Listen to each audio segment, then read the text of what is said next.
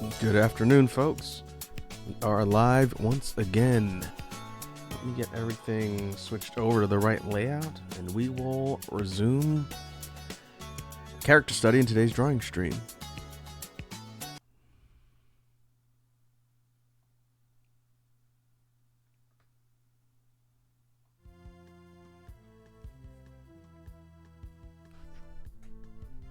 All right, should have video. Got the Master BGM playlist on in the background. I'm curious to see if any of the Halloween tracks come up.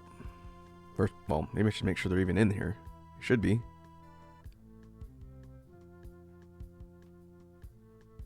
Yep, they're in there.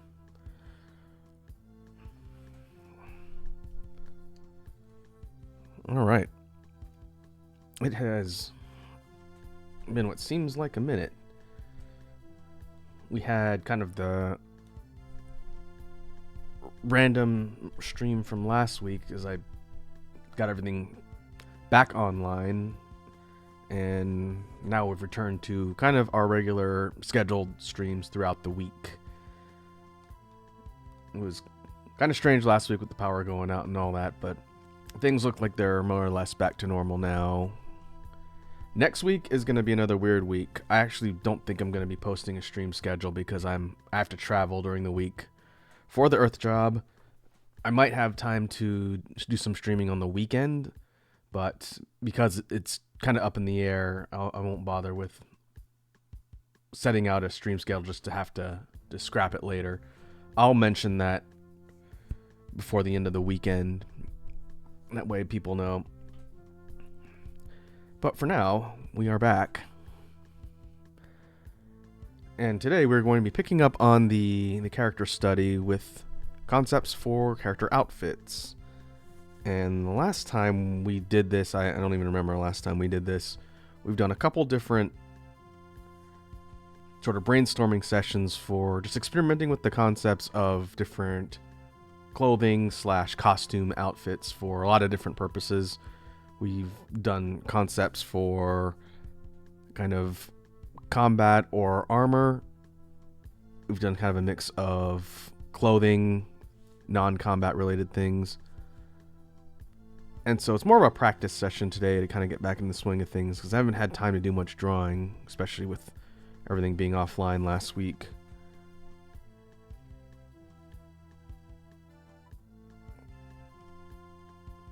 This was the last thing we worked on when we were doing this kind of brainstorming session.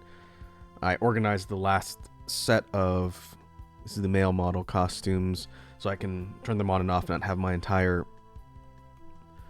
interface cluttered. But we're going to use the same sort of, I guess we'll call it like a chibi format to come up with some ideas while we work through here, because it's a little bit easier to work at a smaller scale and approximate a lot of the details without having to commit to something that's fully sketched out and realized. So more or less just a brainstorming session today. And I think what we'll do, we'll start with the male model, since that's just where I started drawing. And I'll think if I want to alternate or do kind of a set and then move on to like the female ones. I'll just see what kind of ideas come to me first. This is also going to sort of double as potential ideas for new model outfits as well. So we'll have to see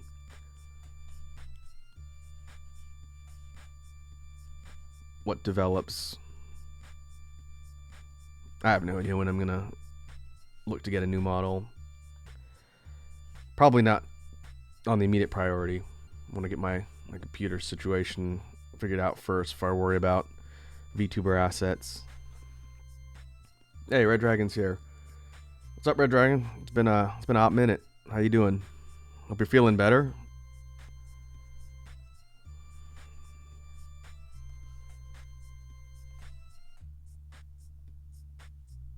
Well, let's go for kind of more of a robe type outfit with this one.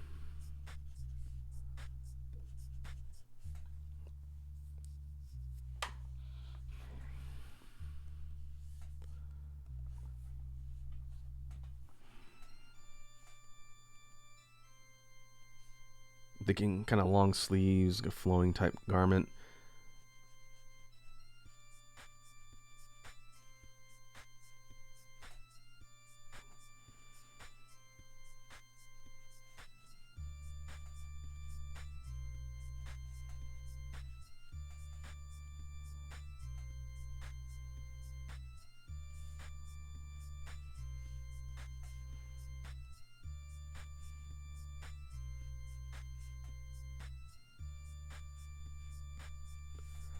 Now, wow, how long will we do?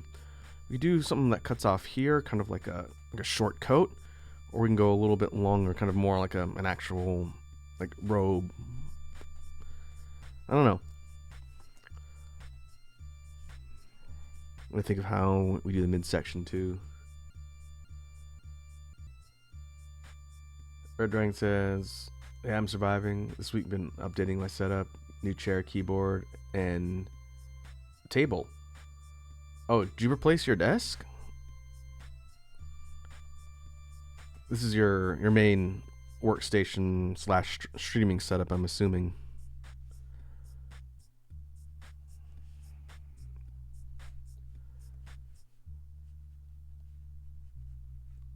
Did you get a new gaming chair?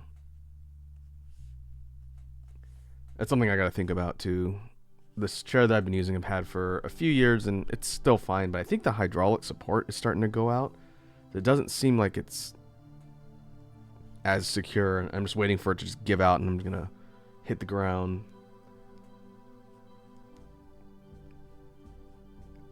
But until that happens, we'll just see.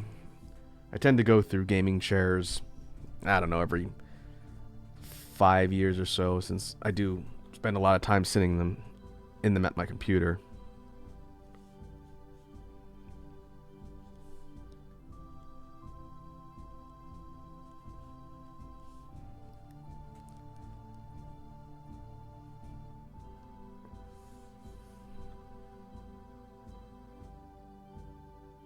Okay, the main table. Are you doing like is a regular flat panel desk, or are you doing like an L desk or workstation? Or did you get one of those types of work desk setups where the thing can raise or lower? Some people I know who do a lot of work remotely have a setup so they can raise and lower their desks. You can do standing desks. And I know some people who even have small treadmills under their desks so they can be walking. Okay, yeah. Send me a link. I wish my actual desk setup was a little bit bigger, but it's fine. The L desk could be a little longer or a little bit wider, but it's pretty functional for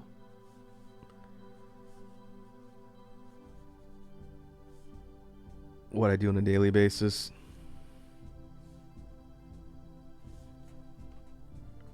Oh, okay.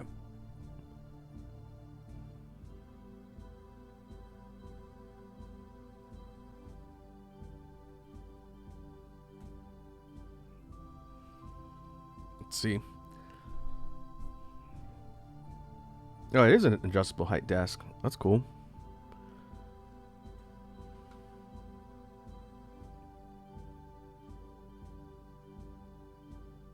Okay, so yeah, it's like a flat single panel desk as opposed to an L-shaped one. Oh, nice.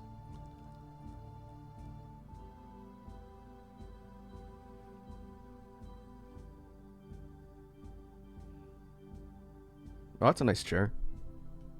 Looks comfortable.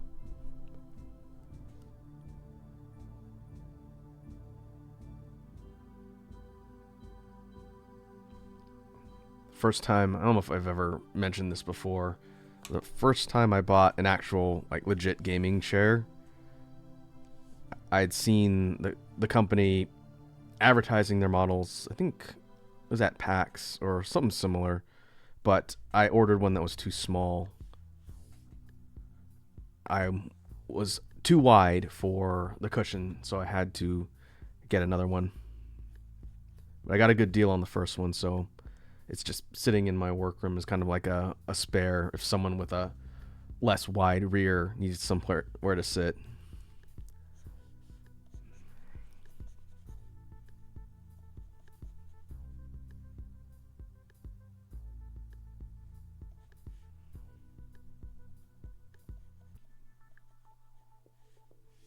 Okay. Dragon says once my table comes, I'm routing my room around. So you're kind of like rearranging your whole setup once you get the new gear. Get that. I've actually never thought about doing that since I don't have a lot of different ways I can rearrange stuff in my master room here. Because it's sort of like the main room slash home office. So unless I wanted to just make everything face the opposite direction, I can't really reorient everything.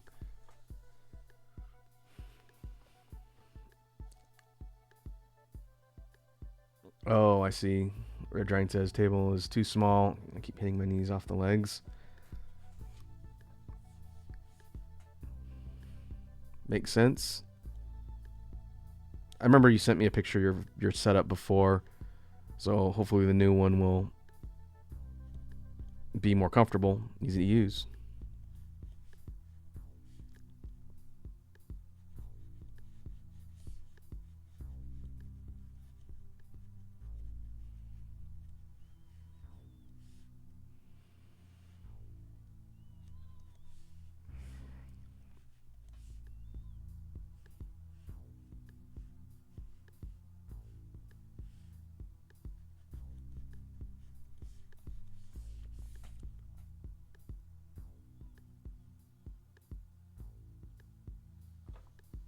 Your game room is your bedroom, so you have everything in one spot. Yeah, that's the way mine is too. My master bedroom is the largest room in my house, so I have my main personal computer setup, which I think I sent you a picture of that too at one point. Kind of my cluttered setup with all my stuff, but also my work setup is right next to it. So I don't have anything fancy for my home work setup. It's quite literally just one of those rectangular card tables right next to the left of my desk with monitors on it hooked up to my work laptop. And it doesn't need to be that fancy for my work setup. I'm going to miss those two monitors when I'm on the road, having to work off of a single laptop screen for several days.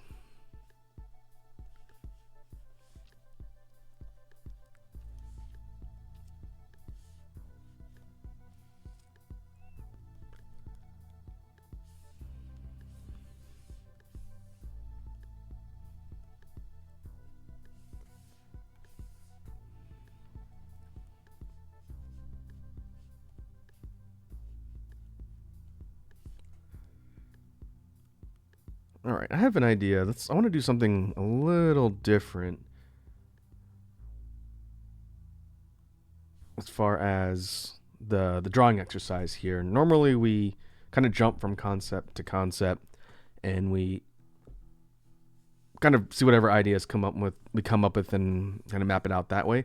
I want to do some kind of iterative exercises on the same style, at least in the beginning, and see what kind of results we get. So rather than just move on to a completely new one, what I'm going to do is I can hide the primary, but I'm going to drop the transparency of the first one, and I'm going to work directly on top of it, and essentially keep the same sort of robe design, but we're going to change it a bit. And maybe we'll do this twice.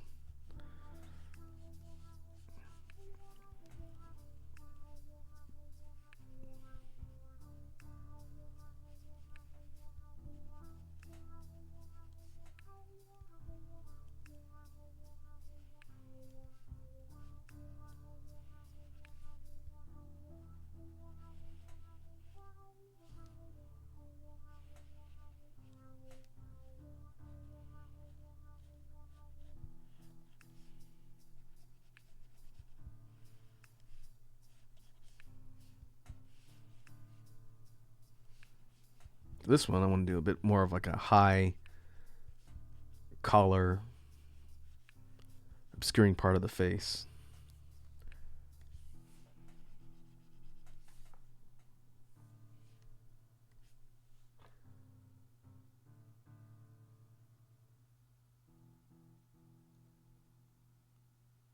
Red Dragon says you did send me a link to your table, but you never showed me your setup. Oh, I didn't? I know I've showed it to a couple people. I'll ping you a picture in Discord because I know who I sent it to last. You can see it was a setup that I sent one of my VTuber peers because we were talking about work streaming setups, and this was when I had everything set up for a jam stream. So I'll send you that. It's whenever I talk about how when I'm doing the jam streams and I have my synth set up and everything is really kind of packed around together, you'll see exactly what that means. This is before I replace the far right monitor though. So I have a newer one that can slide up and down. It's also before I got my new tablets, but my layout's the same.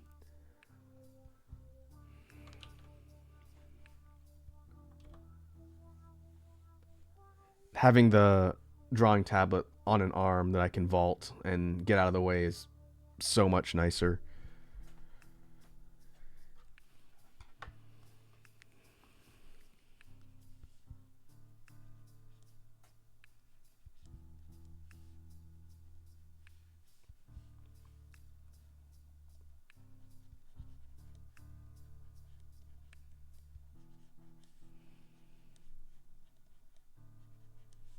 We actually have this version with some visible pants, kind of some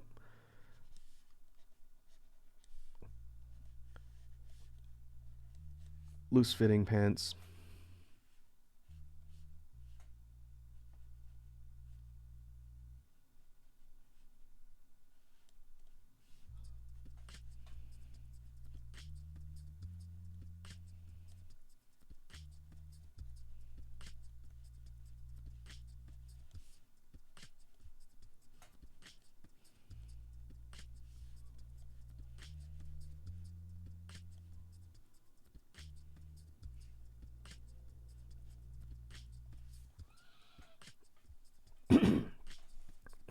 Dragon says it looks like a pro setup. No, not even close. I have some decently good hardware as far as some of the stuff I use, but that setup, like I showed you in the picture, was so messy. Everything looks kind of clean the way I have it set up when I took that picture, but it's so easy for stuff to just be not efficient, especially with that tablet sitting directly on the table. Now it looks a lot cleaner. But having the synth right next to me when I'm doing the jam streams means I was pretty much boxed in and standing up.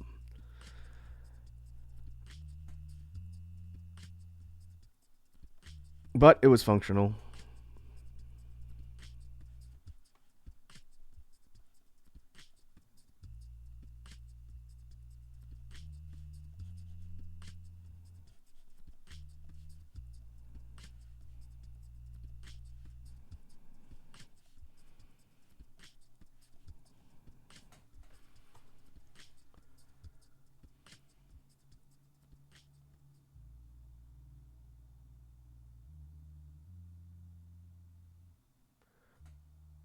Oh, I see. Red Dragon sent me a picture of his setup.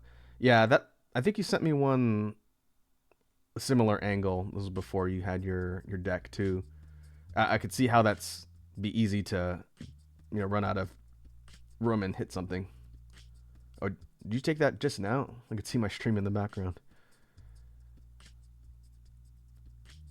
Yeah, you have to send me a picture of the new setup once you rearrange everything and you get the new table.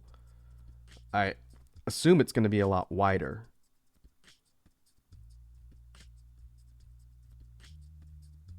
Yeah, okay. Oh, it looks like you have your deck and your right monitor sitting on your tower. So when you get the new setup, it can be able to fit both monitors on the table itself. If so, that'll be nice.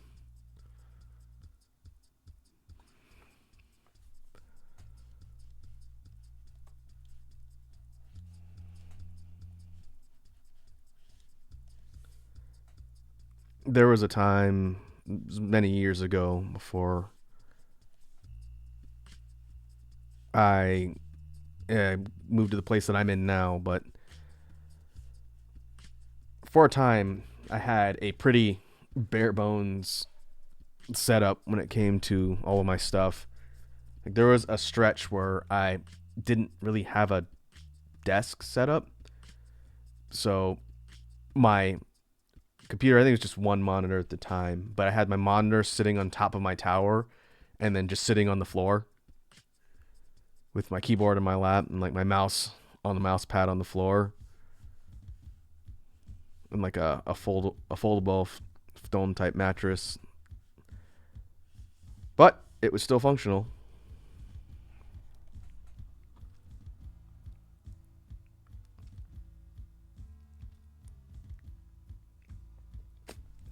I see on the table or spare table. Okay, so yeah, hopefully you have more room to be able to just have everything, more neatly organized.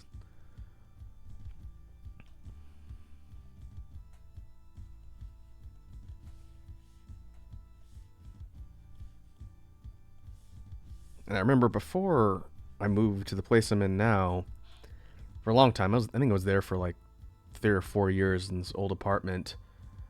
I had a glass desk. It was a black glass L desk. And it was fine, but it made me really nervous the longer I had it because it was starting to get kind of scratched, and I did not want it to break on me because it had like my monitors, it had my old Cintiq, which was pretty heavy, and I didn't knew when I moved eventually that I wasn't going to keep it because I'd rather have like a composite or like a heavier wood desk that's not going to shatter.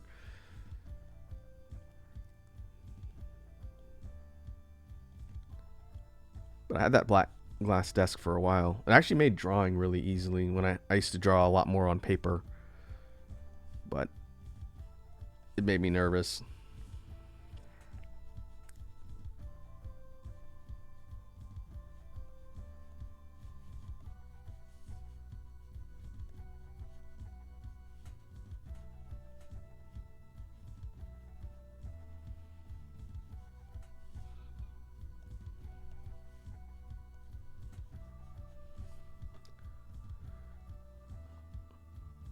Oh, I think you mentioned you were getting a new wireless headset or a Dragon, but I don't know if you actually got it.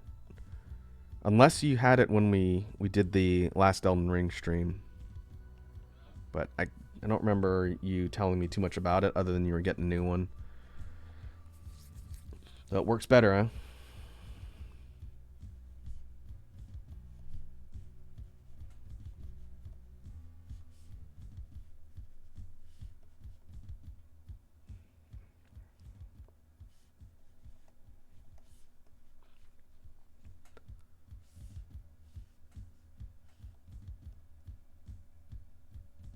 Okay, so you had it on the last one.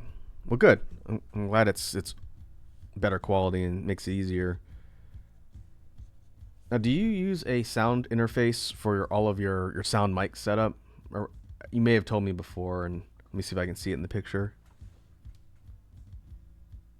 I can't see it in the picture itself, but for like your mic setup, are you using an interface or just using a USB mic?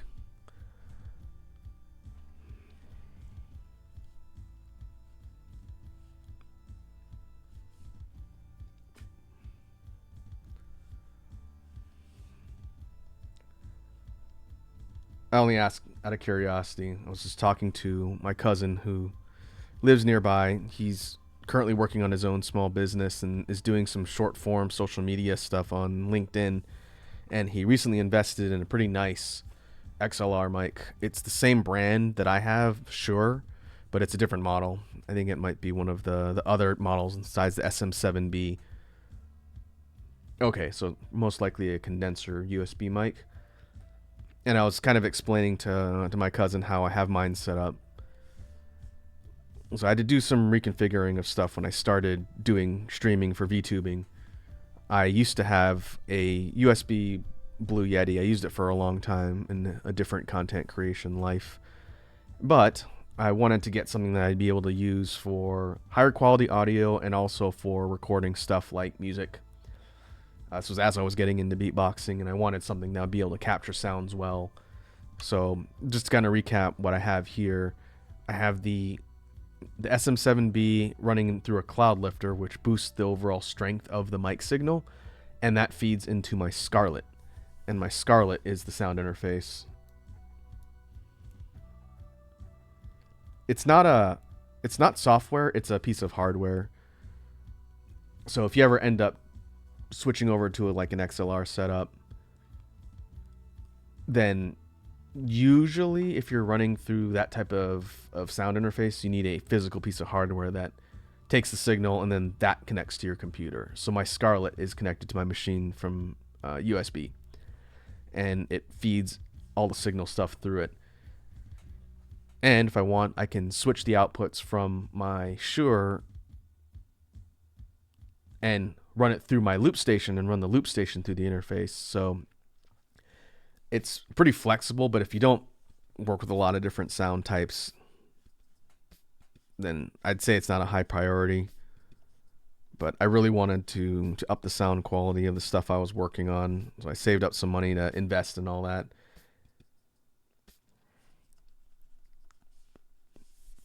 I really should learn mixing software for stream broadcasting more. That I don't actively know much about. I just have the hardware. Yeah, I get the cost factor for sure.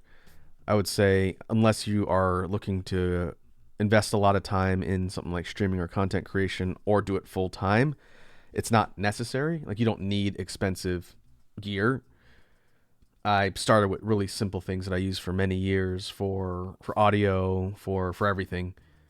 And I just systematically over time upgraded stuff. So I didn't just say, I'm going to drop $10,000 on a setup, and I definitely haven't spent that much on all this, but over time I started swapping stuff out because I knew I wanted to overall work with higher quality things and just save my money. But if your setup is functional and works, then there's nothing wrong with that.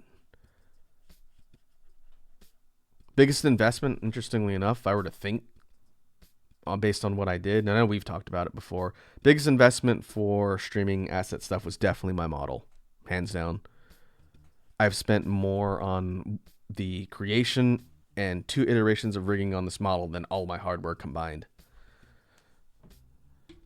which is why I'm not super in a rush to get a new one, because there's nothing wrong with my model, but it would be nice to have more than one outfit.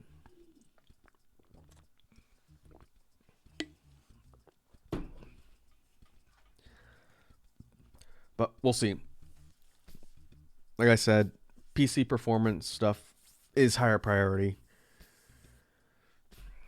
We'll see how things change once I get the new processor installed. I have it, but I haven't had a chance to meet up with my buddy who does my hardware stuff for me or helps me with it.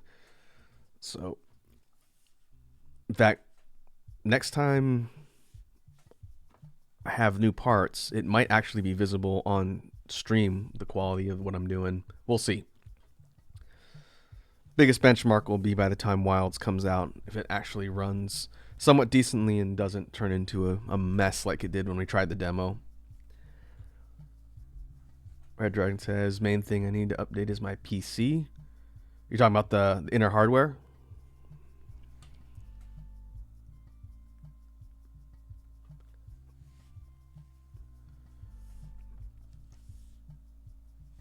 I see. Yeah, I'm gonna try and make my GPU stretch into the next major cycle, because I don't really want to go into the bidding wars with like the massively overpriced next iteration, like the 4000 whatever series of graphics cards, if mine runs fine.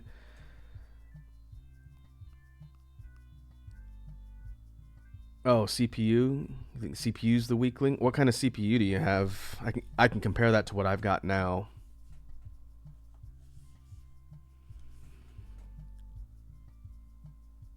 All right, let me move this one. so we can compare. And I think I want to do this exercise again.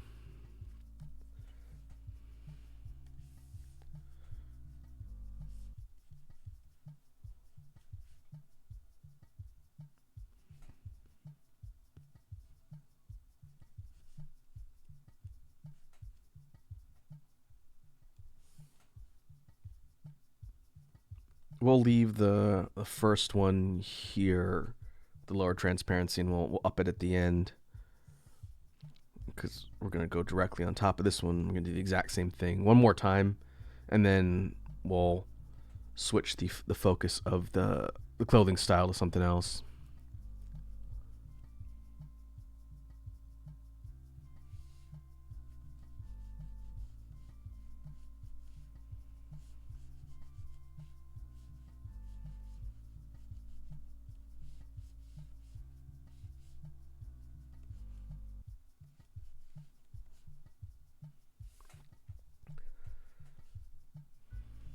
For this one, let's change the overall style of the robe a little bit. We have a high collar, we have like a regular collar. Or if you kind of like a lower cut piece. So this won't be overlapping layers so much.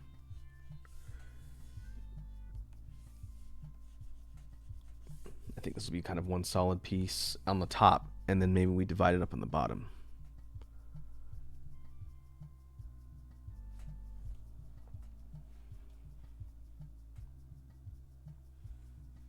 And I should save. It'd be quite a shame if Clip Studio were to just implode and I lose all my work again.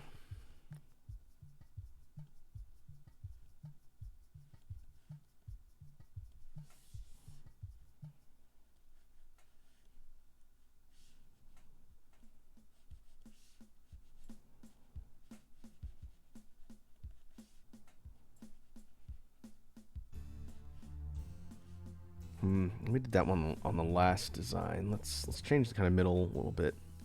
Maybe make this one more of a coat.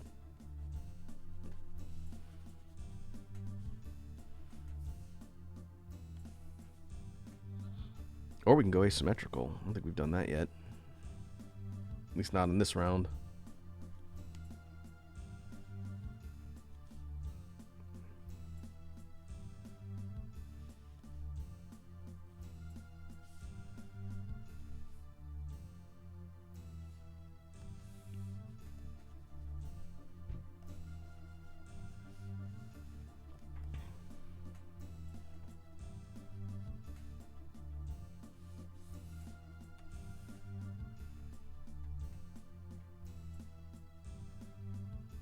And put some clasps in the middle to show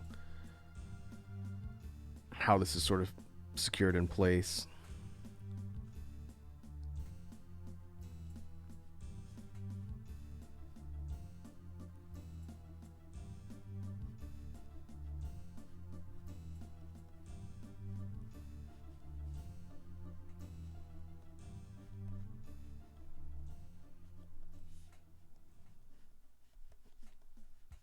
Or rough in kind of some basic.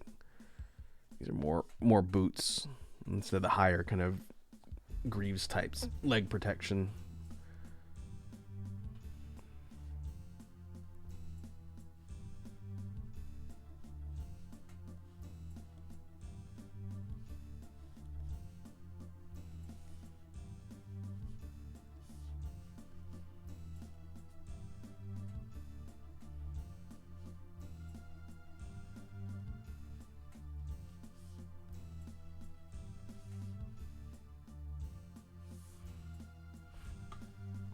Oh, looks like my chat disconnected for a sec. i7, so you're using an i7 9700. Okay. I had an i7 something before this one, I think. And GeForce 3070. Well, and you have more RAM than I do. I only have 32 gigs. I have a 3070 Ti on my GPU. 9700K.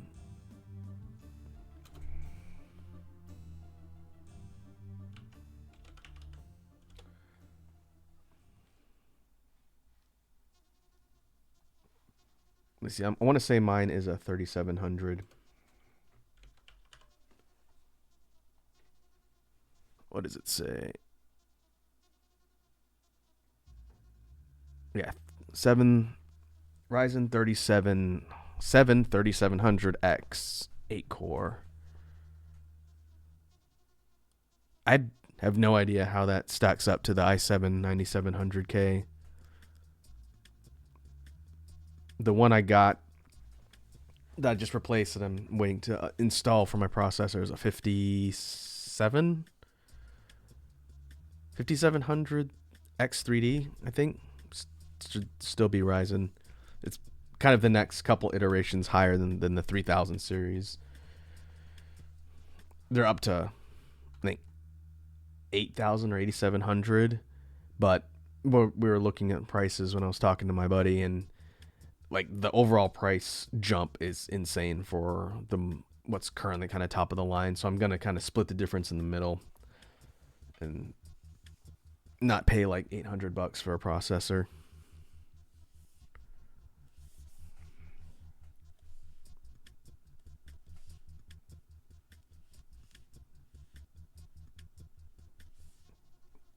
But hopefully what I have will work better, because I think I was talking about this when we were playing Monster Hunter Wilds. I didn't build my current configuration around VTubing.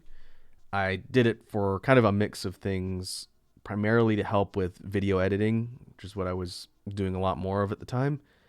And so a lot of more CPU horsepower was something I found I needed to be able to do things like stream games at a decent quality while running a model, a complex VTuber model at 60 FPS. So that's what we're trying to fix with the next iterations of the build. Eventually, I'll probably need to update a lot more. I'm also looking out, since we got the holiday coming up in Black Friday and Cyber Monday potentially. I'm looking for a sale on SSDs so I can move a bunch of my data, like my Steam library, over to an SSD. That should also improve things quite a bit. My friend was saying for the Unreal 5 stuff, running off of SSD is going to change things considerably. My large data drives are not SSDs, just my system. So I'd like to get two pretty large size, maybe like 2 terabyte SSDs, and move all my data, including my Steam libraries, over to those. A Drink says mine was pre-build. There's nothing wrong with that. I haven't done a prefab build in a really long time, just because I have someone who's pretty savvy with hardware, and so we can get a little bit more bang for my buck by doing things piece by piece. It's just like I'm not good with hardware. I've actually bricked my setup before because I know what I was doing. So a friend of mine helps me with that.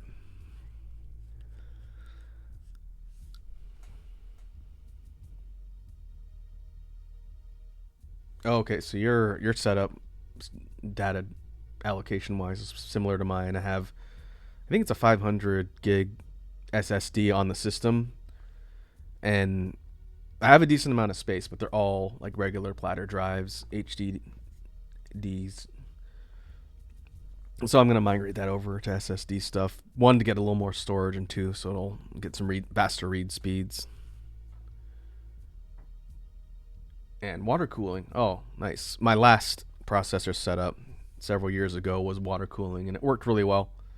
I never had any issues with heat. The one I have now is just a regular heat sink, and it works fine. I'll probably just keep that when I swap in the new processor.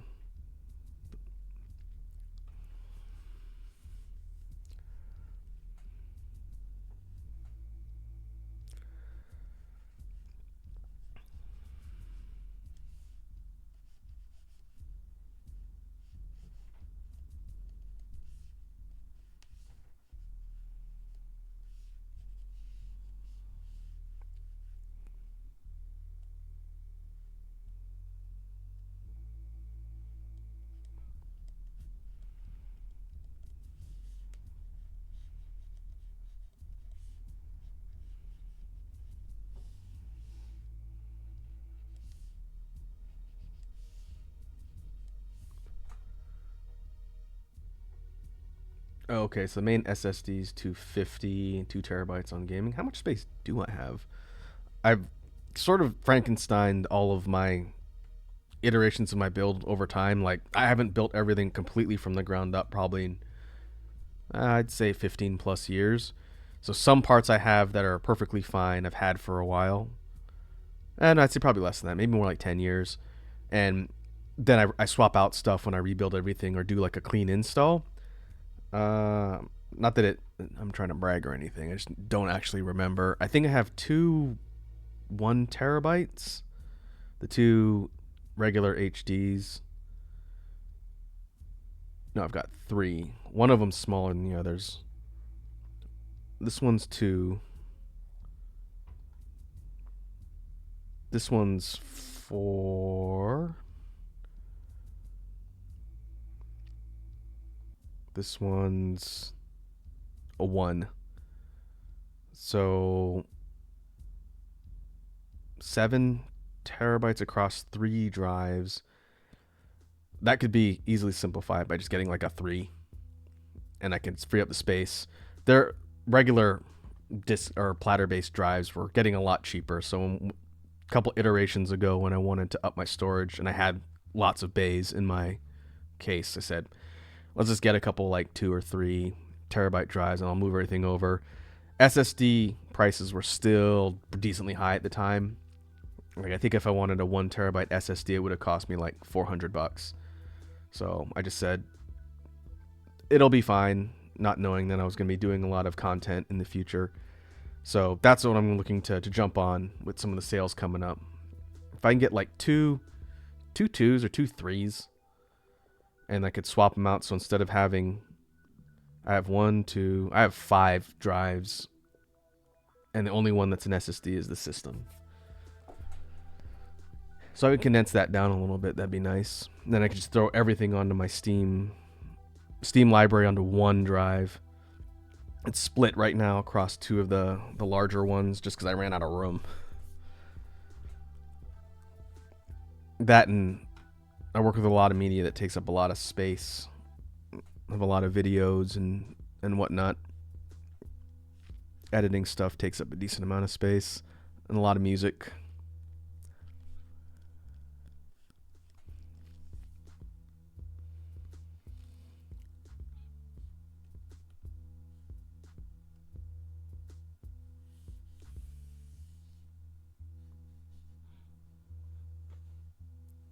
Red Dragon says I put the main games I play on the main SSD.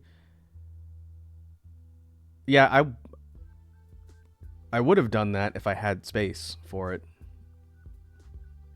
But I'll just pull it up again. The main one is only, I thought it was 500. Yeah, it's a 500 gig SSD on the system drive, but it's mostly full of programs. In fact, I don't have a lot of space on it. Otherwise, I would be dropping like the entire Steam library on there.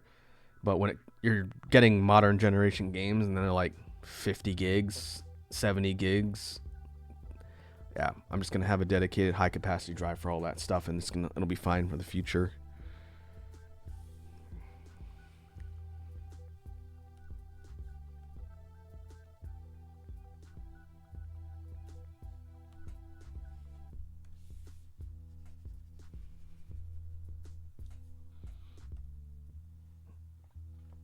Okay, let's line these 3 up, and then we'll move on.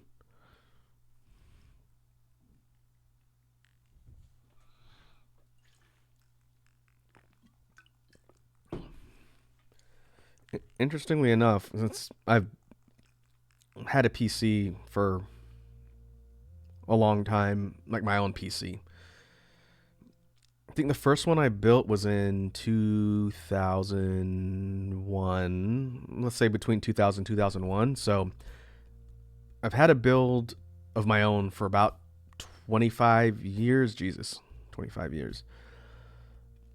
And I've always, rebuilt stuff, sometimes from the ground up, or like I said, I'll swap parts out. But one thing I've maintained throughout all that is my collection of like music and media. And so, like, a lot of the stuff that I spent time accumulating when I was in Earth School, like a lot of my Japanese music, I've had for, you know, 25 years almost. And I have it backed up, and I need to do like another big backup before I eventually get those capacity drives.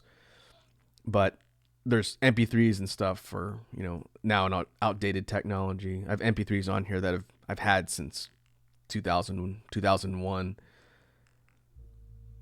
and I do still listen to them. I use Winamp for all of my MP3 based stuff. I don't really do that on stream since I usually run stuff off of like Spotify, but I have a pretty extensive music collection, and it's been kind of a pain as smartphone technology has changed its storage options since I'm on Android. The Galaxy phones took out the micro SD card expansion capability in the version that I have, the S22 or whatever. So it's all onboard memory or space, which is not a bad amount, but I liked being able to throw a 1 terabyte micro SD card into my old smartphone and put my entire music collection on there, and now I can't do that. I actually bought an MP3 player. I got a really simple, like, portable one. It's about the size of a USB stick, maybe a little bit flatter and wider, and had like a screen and everything. And I took my entire Japanese music collection and dumped it on that, and I forgot where I put it. It's so small, I stuck it somewhere I don't remember, and now I don't have an MP3 player. Brilliant.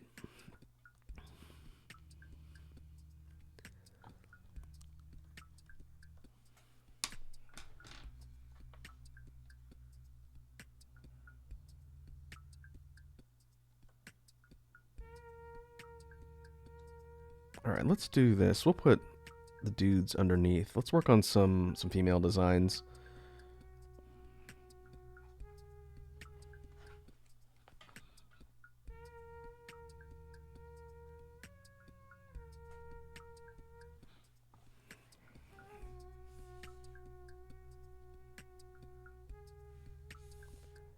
I know that MP3 player is around here somewhere. I thought I put it in one of my bags when I went traveling, but it's not in there. So it's probably just tucked away somewhere.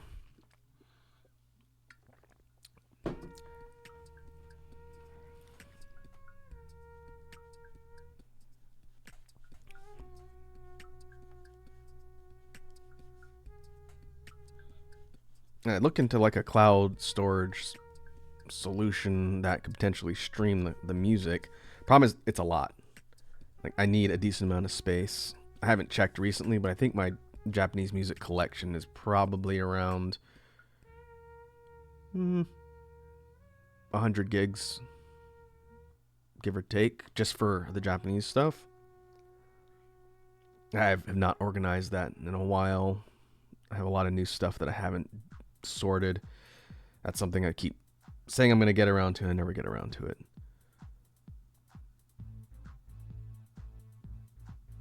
How big is this folder? I was talking to Pweps about this recently.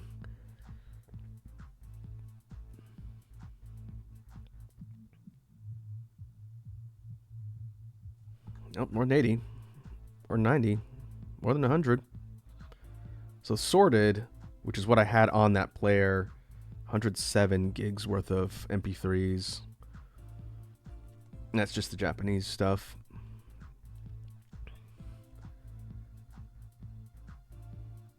And I want to say the player I bought was, I think it was like a 1 terabyte. I did not pay a lot for it. Maybe less. Now I'm kind of curious. Bought that last year. It was pretty cheap and fairly easy to use. The interface was a little clunky, but it did its job. And it was Bluetooth, which was nice. So I could hook it up to my headphones, or like my earbuds.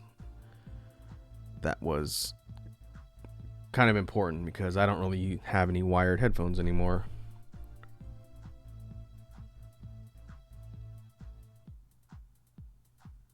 Let me check my history on Amazon. That was, I want to say that was earlier this year. It was either this year or last year. No, maybe it was last year.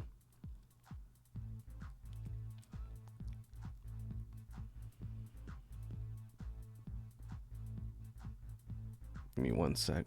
We'll find out.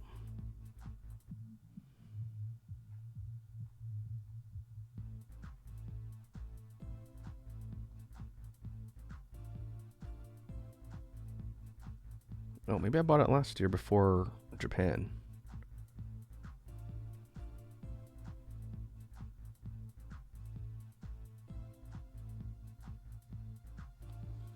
Hey, I see Kimmy-kun's here. What's up, Kimmy-kun? Welcome to the stream. Good to see ya. We're doing some character design, outfit brainstorming. I'm just checking something we're talking about, old media storage, and oh, it was an 80 gig MP3 player. Okay, I must have pared down what I put on there. Oh no, wait, this one, it was 80 gigs with a micro SD card slot. That's what it was. So I bought, for cheap, I might add, a pretty high capacity micro SD card I stuck in there. That's where all the space went. I think that was like a 1 terabyte micro SD. Oh yeah, you did mention your vinyl collection, Red Dragon. Yeah, you'll have to show me some pictures of that at some point. Oh, well, that brand of MP3 player doesn't sell anymore, because most people probably aren't buying them. Kimmy-kun asked, did you watch the GBB or USA Championships? No, I forgot that they were going on right now. But did Swiss Beatbox lock them behind membership again? That's why I didn't watch last year's, because they didn't have it up for a while. And I haven't really been on their site in general.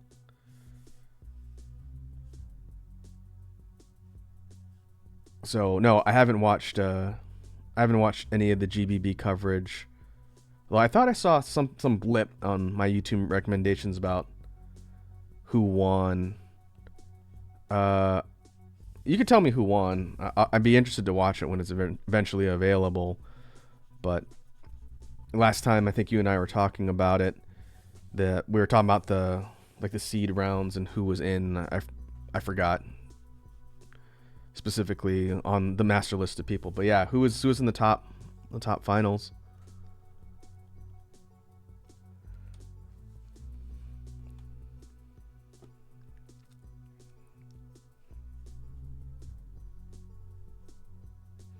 I wonder. I did say I wanted to do some armor, so let's come up with some armor concepts. This will be the female model.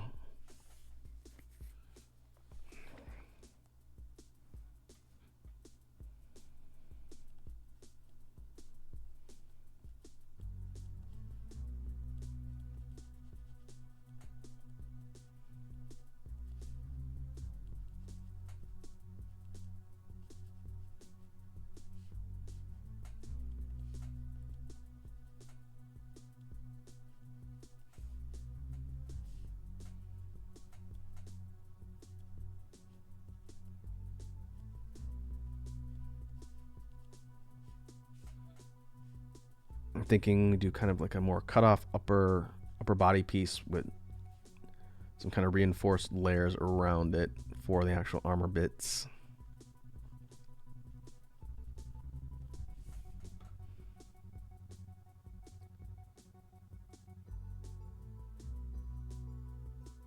Kimikun says Julard took first, Osis took second, Remix took third.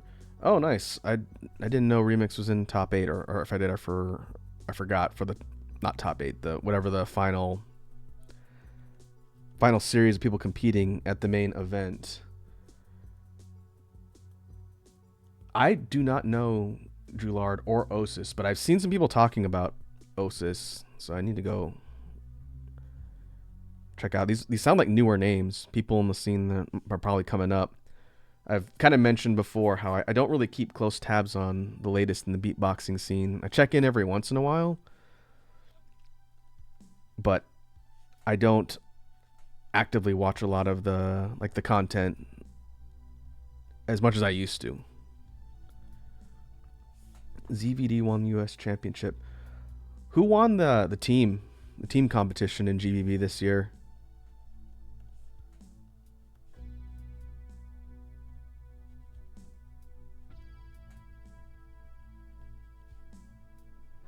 Another thing I definitely want to check out is the loop station stuff. That's actually been more interesting to me the last couple years of GBB than the solo beatbox stuff. Just because I like looking at the latest kind of tech and what people are doing in loop stations, even though I don't have a Mark II yet. That is also something I would like to get at some point, but ain't cheap.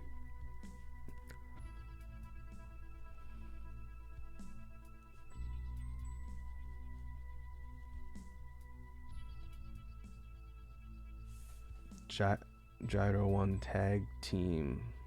Okay, I don't recognize that one. Where are they from?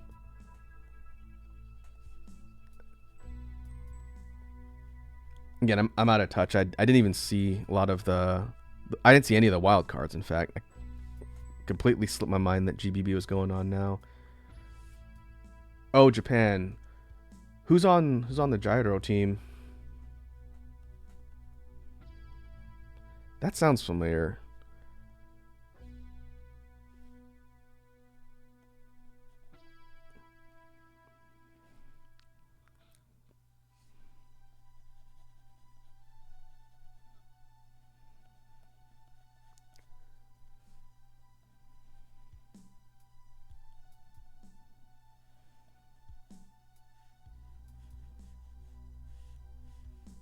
I could probably go look this stuff up. So if you don't want to go and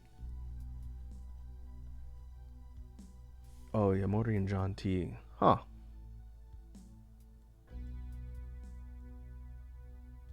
Oh, interesting. Did Saurukani compete in the group battle this year? Didn't they win last year? Like So and them.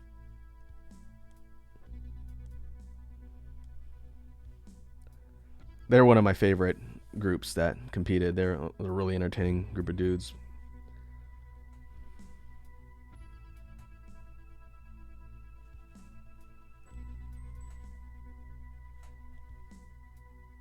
Oh, they didn't compete this year. Okay. Who won Loop Station?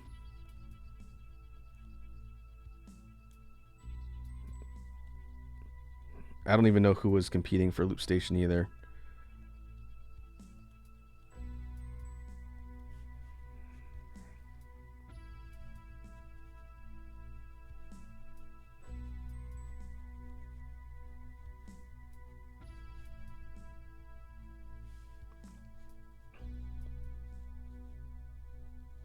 I'm sorry I have to rely on you to get me all of the latest competitive beatboxing news, Kimi-kun. Like I said, I've been kind of disconnected for a while, but it's cool to see things are still changing out in the scene, especially when I don't recognize a lot of these names. Now I'm kind of curious to see how many names I recognize that finished in the top rankings for not just solo beatbox, but for everything.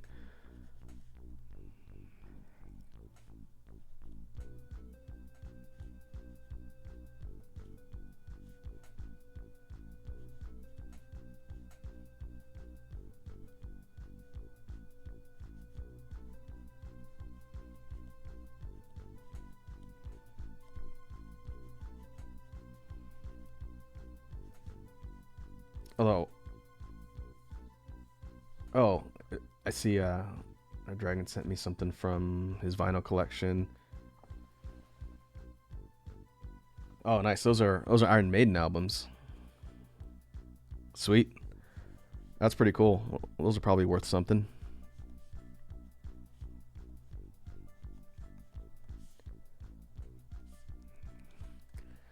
I was gonna say, on the topic of beatboxing stuff, this was just yesterday when I was eating dinner. I got a recommendation for a breakdown video that D'Lo did on someone who's been getting a lot of buzz. I think this dude's been around for a bit. What was it? Is it Cythrix? What was it? Let me look it up. I don't want to get the dude's name wrong.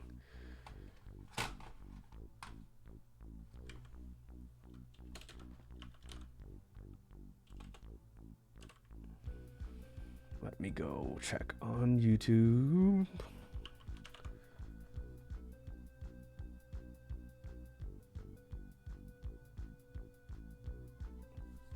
It was a shout out video. What was it? Beatbox International that was on. I don't remember exactly where the video came from, but D'Lo was reacting to it and breaking down some techniques, and I thought it was really interesting.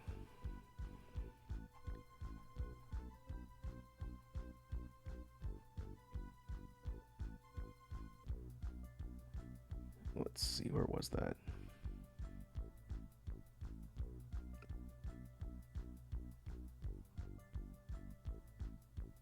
Oh, here we go. Ah, come on.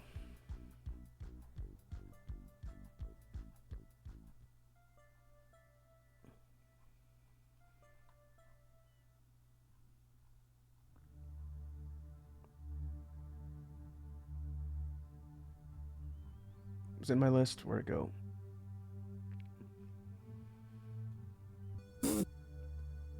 Crythix. That was close.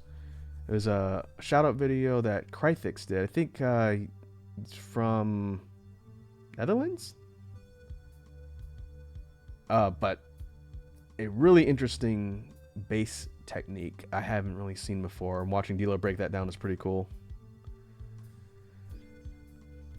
And again, I don't think this guy's brand new because people are saying he's been around for a bit, but I guess people are talking about that one video because it's a really crazy type of.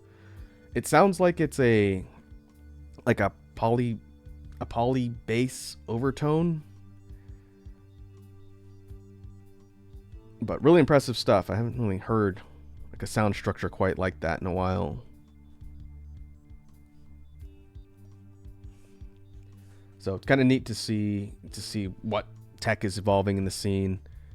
I think I mentioned before, one of the reasons why I'm not as hooked into beatboxing stuff as I used to is because I don't really want to get too influenced by other people that I see and then have their styles kind of subliminally just get melded into mine. So usually if I'm doing research for a new technique and I want to learn it, that's what I'll track down content for. But I'll check in every once in a while to see some of the folks that I follow out in the scene and how they're doing and what kind of stuff they're coming up with.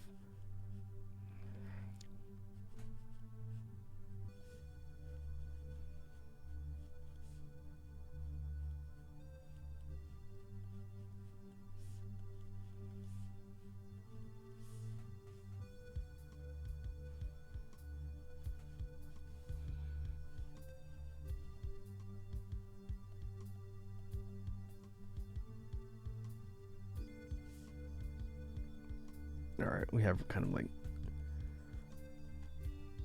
an arm guard type setup here.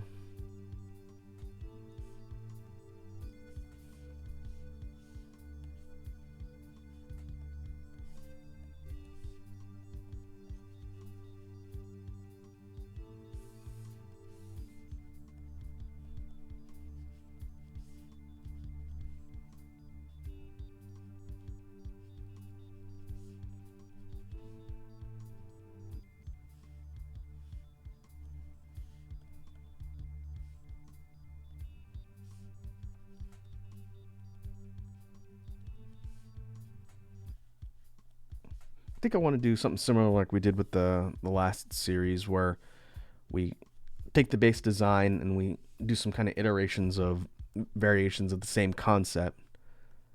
And then we'll do that with the idea of armor here.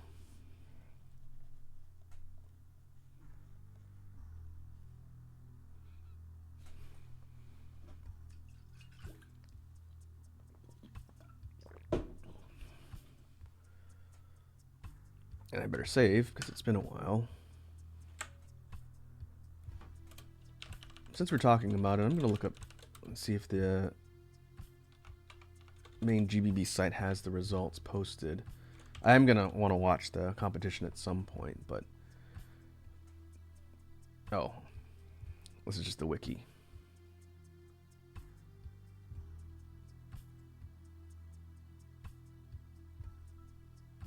All right, qualifiers, tag, judges, results.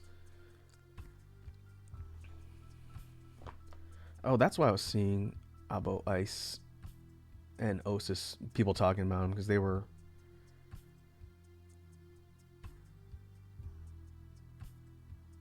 in like the top running.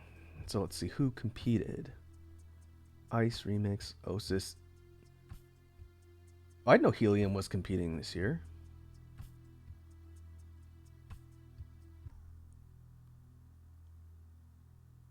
Okay, so Osis beat Helium. Oh wow. I don't know Osis. I'm gonna check that dude's stuff out. Wing, Kaji. Kaji's from Sauderkani. Also really like crazy talented dude. Everyone in here is really talented. Oh, Joulard's from France. Okay. He beat Alexinho? Wow. I think some people, maybe it was last time we were talking about it here, but a lot. Someone was saying that Alexinho looked like pretty well aligned to potentially win the whole thing, but he got eliminated in the first round. And Kaji beat Wing. Wing's from South Korea. Also a pretty well known dude. Wow, the semifinals and the finals all had folks that haven't been on the main stage and finals that I could think of.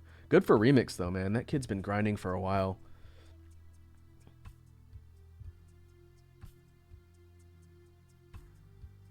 So he ended up third.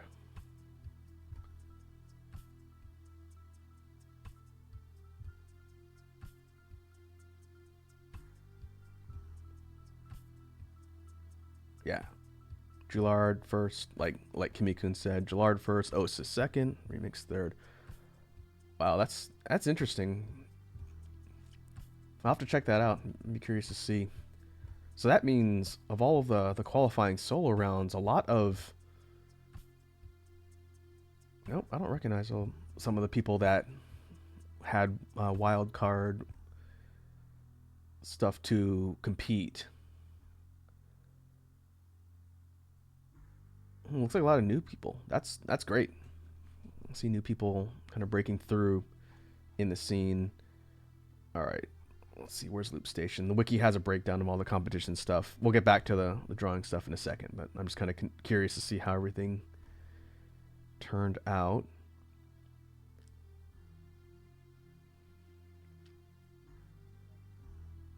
Let's see who competed in Loop Station. Mate, 808 Band, and Cardonas. Saijo, Josh. Well, I don't recognize a portion of the Loop Station people. I recognize Mate. That dude's pretty good.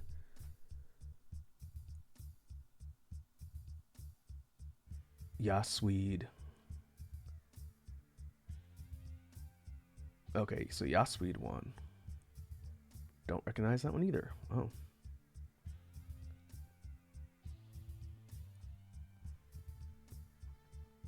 Oh, 7 to Smoke. I always forget to check in on what happens when people compete in 7 to Smoke. It tends to get kind of overshadowed by everything else. Oh, Napalm won 7 to Smoke? Cool. Did he not qualify for solos?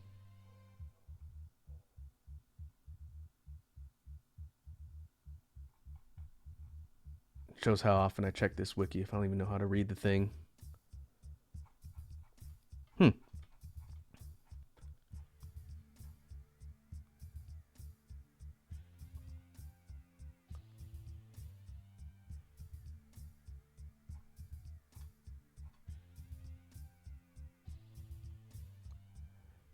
Interesting results.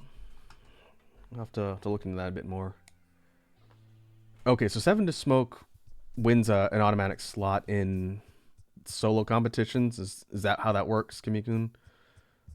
They get auto seeded in the qualifiers. Okay. There was no one from the United States in solos. Very interesting.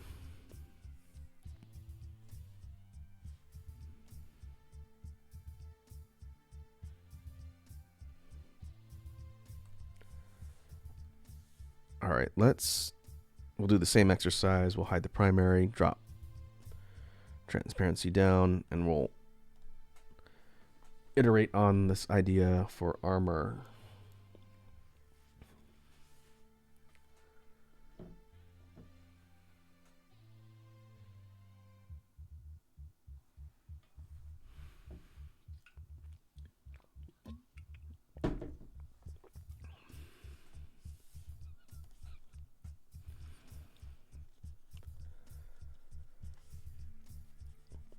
I was thinking the other day as far as upcoming content, and we haven't done a jam stream in a couple weeks. Last week was kind of just a waste in general because I had to cancel a bunch of stuff.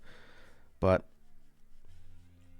I've been thinking a bit about the next one. It won't be next week because next week I'm going to be traveling for work. But the following week, when we come back to our regularly scheduled streams here on Twitch, I think I wanted to do another technicality stream or focus for discussing beatbox stuff, since it's been a minute since we talked about technicality, one of my favorite topics to discuss in beatboxing. Last time, I believe we talked about kind of distinct or unique signature sounds and techniques. And so I think we might circle back to talking about technicality again.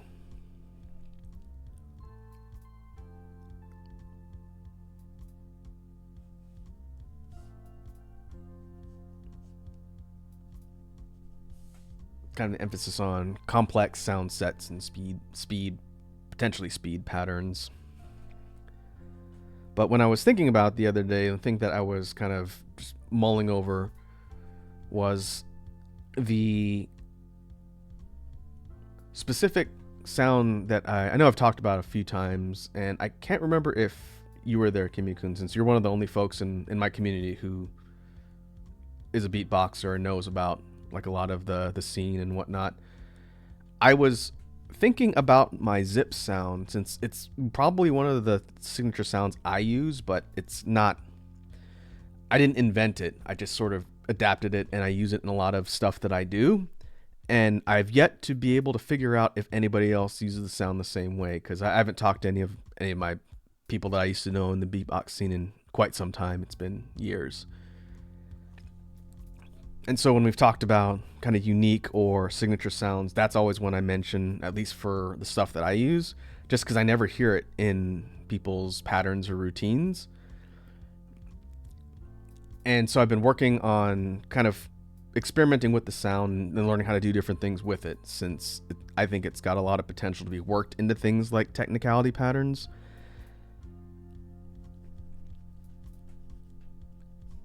But at some point, if I get a chance to talk to beatboxing people again, I want to ask if anybody else knows anyone in the scene who uses the sound the same way. So I'm just be curious.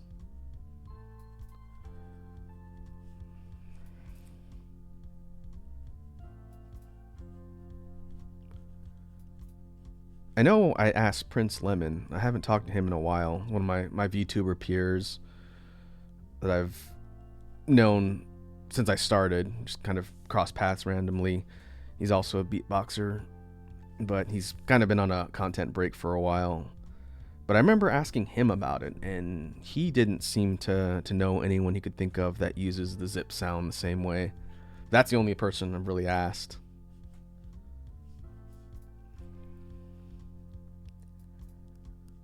So I don't know. I'm gonna keep trying to mess around with the concept and make it unique.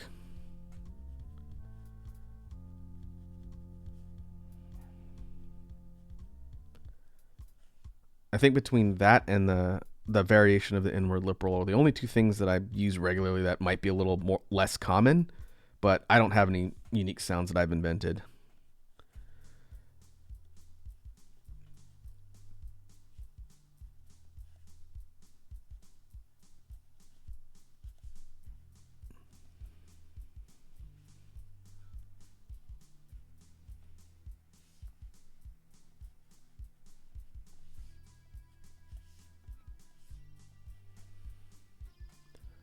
All right. So for this one, I think I'm going to go similar kind of cut off at the shoulders type of armor, but kind of more of an emphasis on a plated, like shelled look. And then I want to do kind of shoulder armor, as it were, like sort of like pauldrons. We'll see.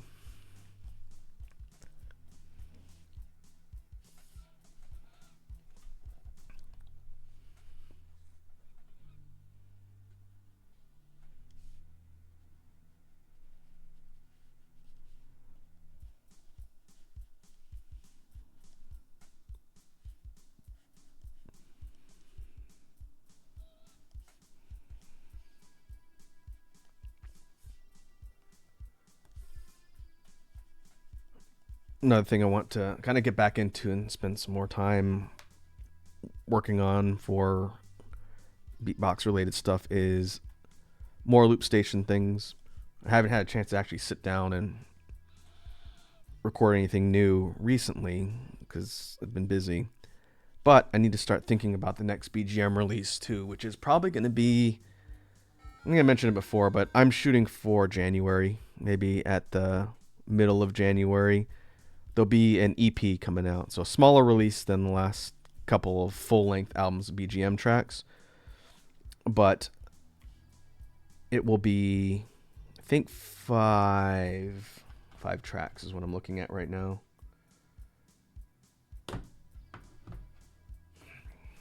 But that's more or less done. I think I'm going to do some art for it.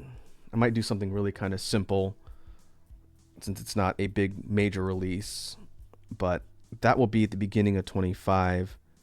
And then the major project I've been working on is the first remix album of tracks for Blood Moon Rights. And that I'm looking to get out later in the winter of 25.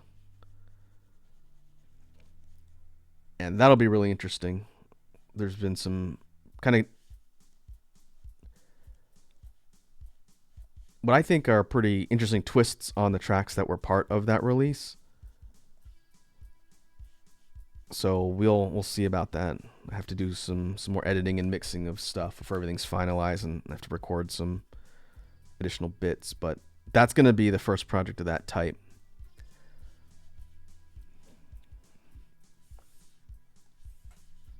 And then beyond that, I'm also working on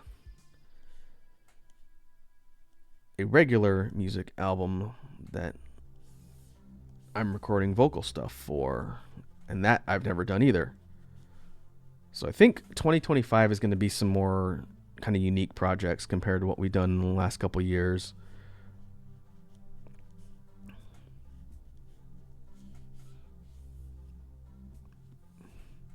I'm looking forward to experimenting around with stuff, and hopefully by the time it's all ready to release, everyone finds it interesting.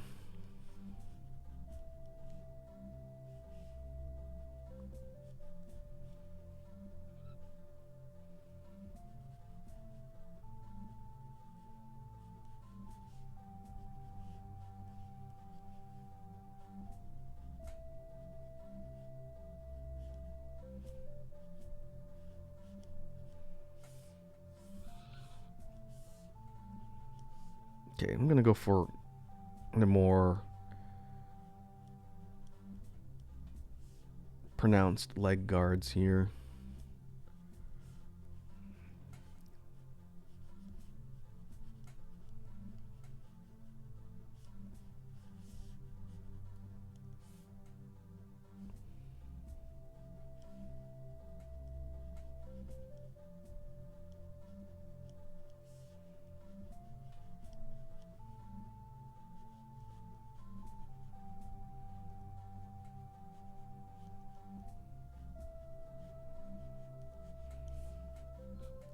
and we'll kind of make these more like tapered, sharper looking boots.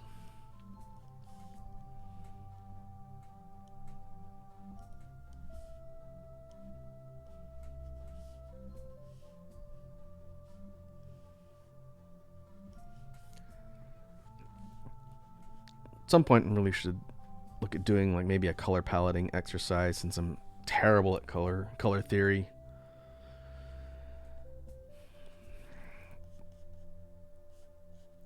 And or bring on someone that I can talk to that knows more about color theory than I do.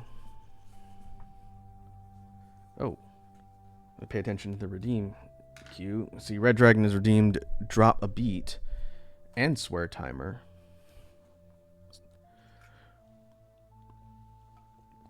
Let's do, okay, seems like it's been ages.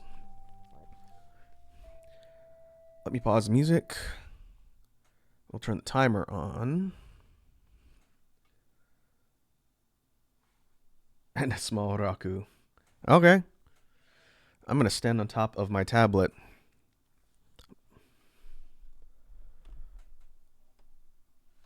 I see Red Dragon's been saving up his points. All right, let me... Where's VTube Studio? Come here. First, let me turn on the headphones, which you won't be able to see.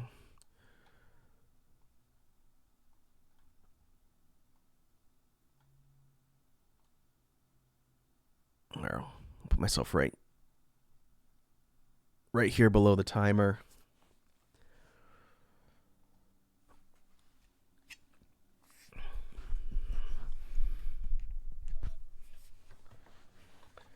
And oh boy, maybe I can talk about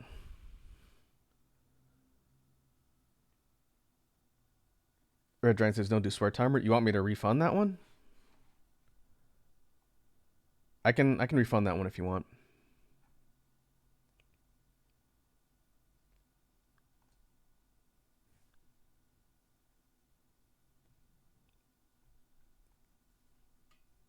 Let's see, where is it? Oh, you refunded yourself. Okay. I'll just clear the queue while I'm here. All right, I'll turn that off then. It's fine. That one is fortunately pretty cheap. Okay. So maybe I can illustrate what I was talking about earlier about what I've been messing around with for the zip sound. I was working on a little micro routine yesterday to kind of practice. So maybe we can do something like that. So let's see what we can come up with.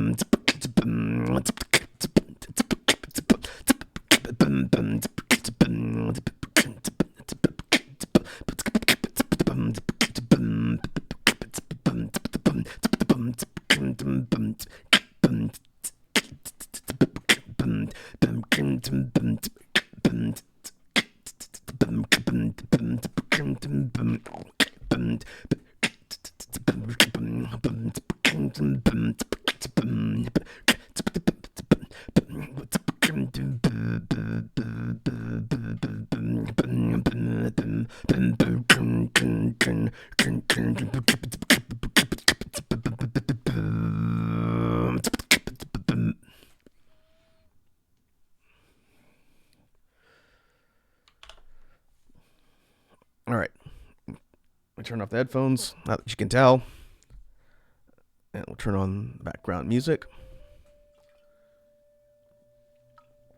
Let me continue. Oh boy. Spat all over my tablet. Gross.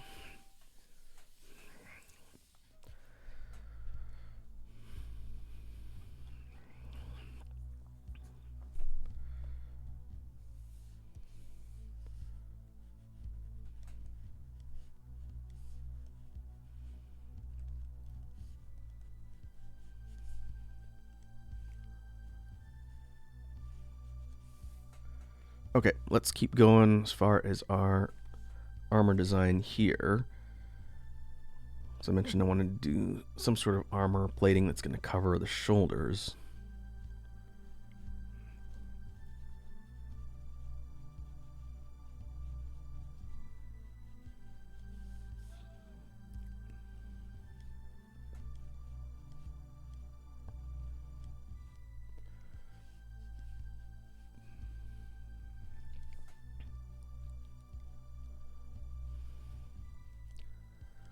So for this particular outfit variation, oh, and I just realized I needed to do the timer to have a timer running on small mode. So I think that is done now.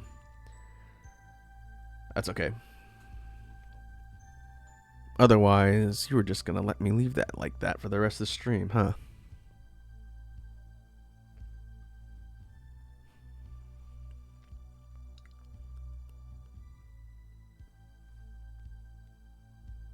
Okay. Everything should be back to normal now. So for this variation, I could foresee this being kind of like a situation where the model's wearing kind of a heavier fabric armored shirt that cuts off longer on the sleeves, and there'll be a bit of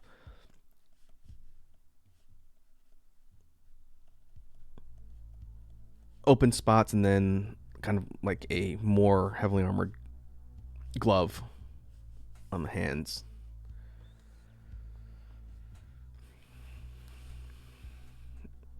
I see I've foiled your plot, Red Dragon,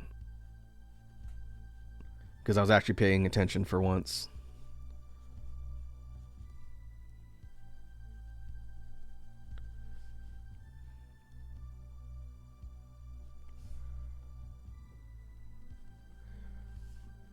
I need to go and do some more brainstorming for the fact redeem. Fact has been turned off for a while just because I ran out of facts.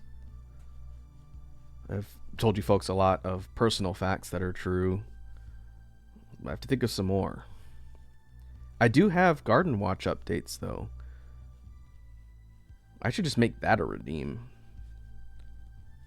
Unlike previous years, which is kind of unique for this year, in fact, normally my Garden Watch updates cut off right at the fall when everything dies.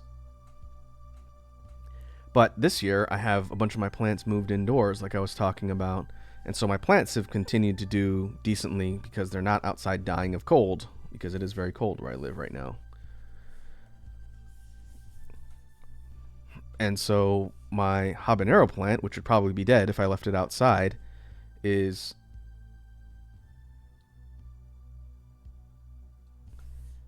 set up with a grow light, which is something I think I talked about doing, but I actually did get a grow light. So my 3 of my plants, my habanero plant, my large basil plant, and my spicy oregano, are all set up on this kind of concrete landing near my front door with the lamp that provides actual light for them to use for 12 hours at a time. Then it has a timer that turns on and off. And so unlike future seasons where all the stuff would just die when it gets cold, my plants are still going, and hopefully they don't dry up when I go out of town for a few days next week. But I'm hoping that I can continue to get more habanero peppers because I want to learn how to make hot sauce. But I started planting seeds, and the seeds sprouted, which is exciting. So hopefully I'll be able to get more habanero plants and can get more peppers. Or Dragon says, do some persona facts. I have persona facts, but no one redeems it. I do have actual lore for me as far as my quote-unquote character-based lore stuff. It's just I didn't have a lot of them written down, so I would alternate between real facts and also facts about like lore and homeworld and stuff. So maybe I should just do more of those, because there's a decent amount of homeworld lore we haven't really talked about, but I haven't thought about it in a minute.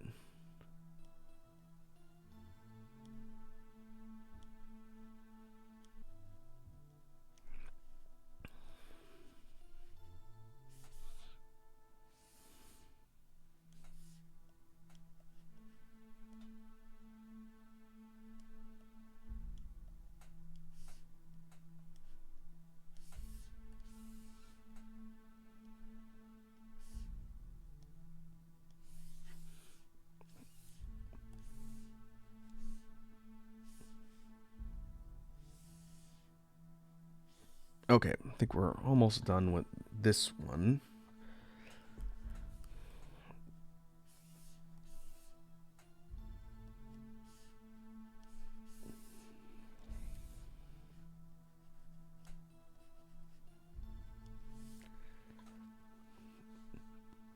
Let's go ahead and save our progress. And this is the second one, the female set, I believe. Or did I hide the other one? Oh no, this is the second one because the first one was a template. Okay. So we want to actually move this one over. We'll do one more. Same idea of the kind of shell-like armor, but we'll change the design once more, and then we'll have three to compare, and then we'll see where we're at time-wise. I think I like the second one more, a little bit more weird in style, but I think I like the shape of the upper torso armor a bit more.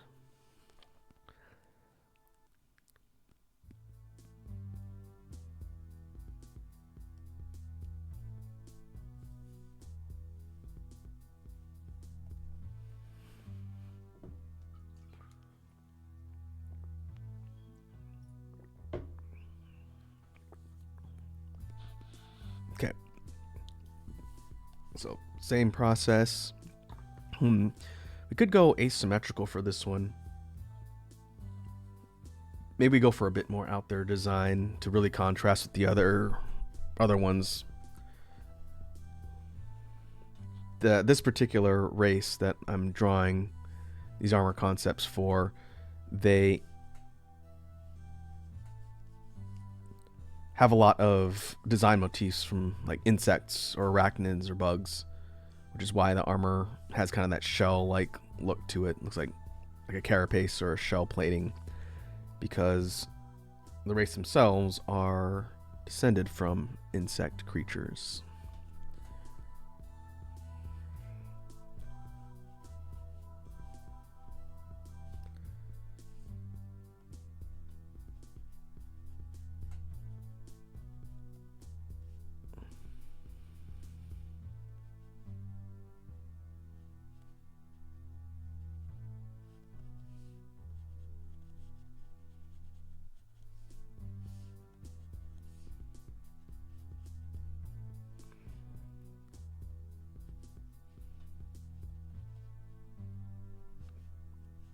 So what I'm going to do is kind of experiment around with the idea of still plating like a shell-like design, but this one will be kind of more of a weapon gauntlet, which I think I've done on a concept before, but it's been a while. I think it was the male model where we were doing some designs from this race that had the design. So this will be the female one.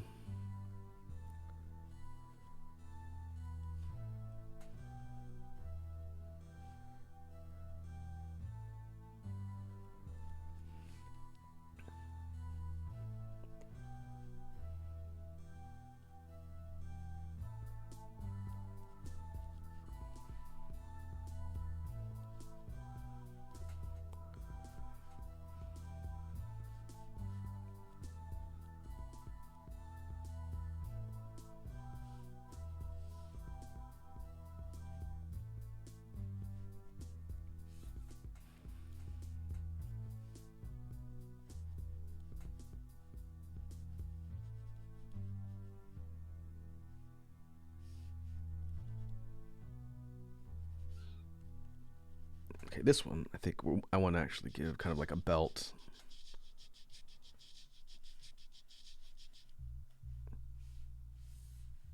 It might be helpful to go back to the primary so we could see where the waist and overall crotchal area are supposed to be with this particular proportion.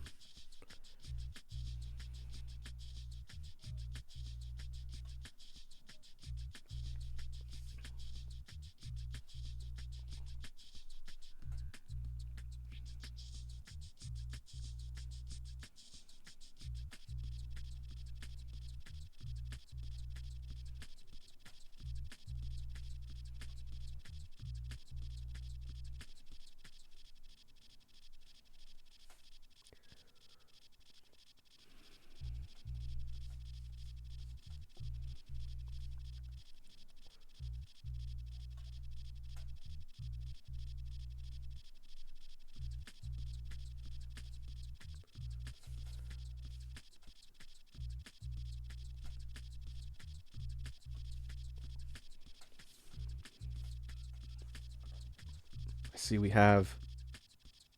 Oh, there it is. There's the fifth one. I was wondering when you were going to redeem Hydrate or Dragon. I'm almost done my smoothie. I've been chipping away at it throughout the entire stream.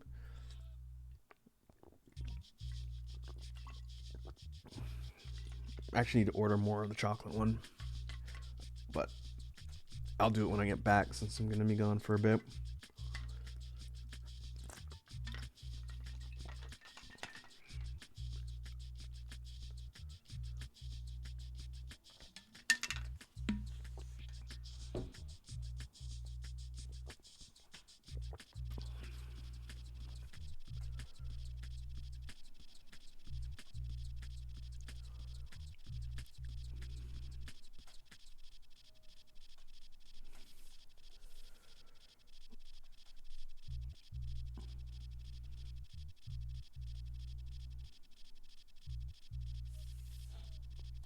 All right. So looking at the actual kind of weapon gauntlet here, one thing that I believe I explained, I know I always ask when I'm repeating myself, but I honestly can't remember. This particular type of weapon that this race uses has this big sort of clawed gauntlet that goes over the arm, and the claws themselves are capable of extending. So they're sharp, but they can extend out kind of like tendrils, and they can be used to either cut, stab, or whip.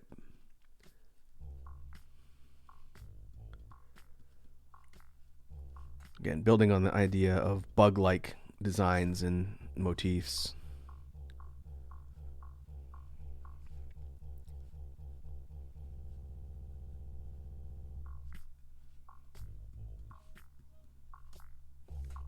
So thinking about it mechanically of how it would work, the person's hands are kind of down here in this area where they would normally be, but they can control mechanisms that operate the actual parts that are the weapon itself.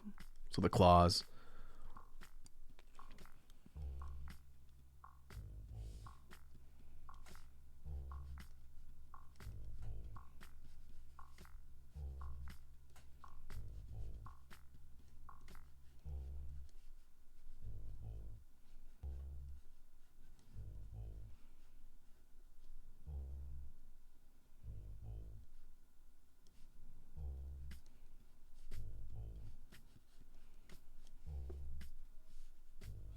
Now, lower body. Let's see what we want to do that's going to be a little different from some of these other ones.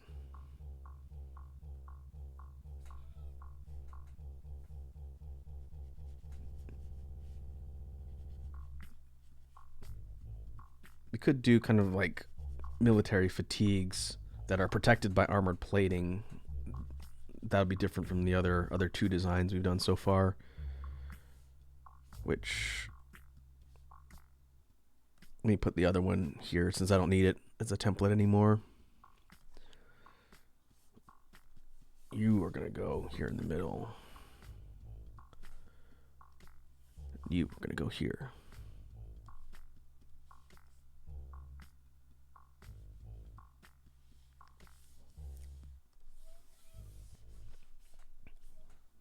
And we'll be able to compare.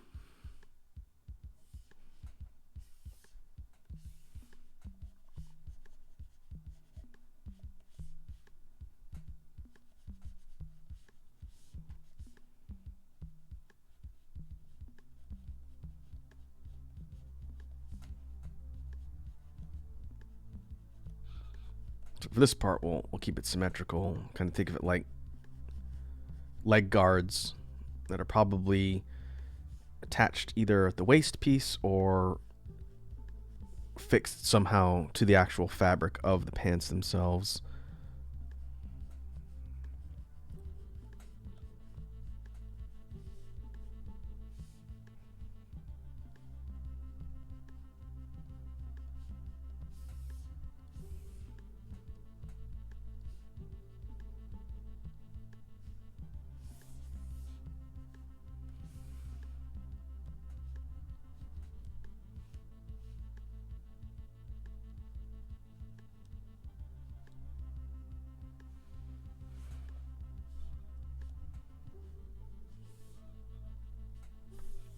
And for the feet, lower legs and feet, we'll do kind of like boots that start up here.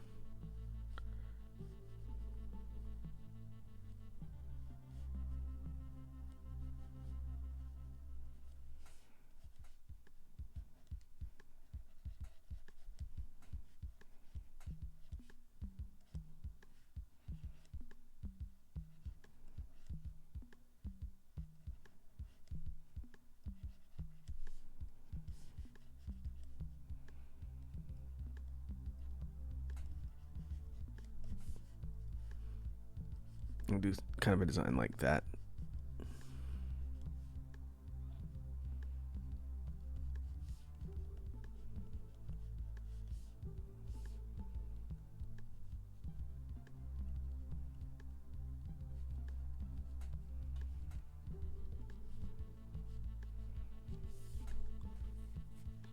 All right.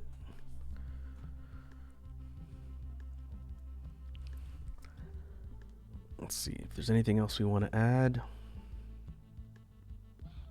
We'll hide the primary so it doesn't obscure the stuff underneath and I can see it a little bit better.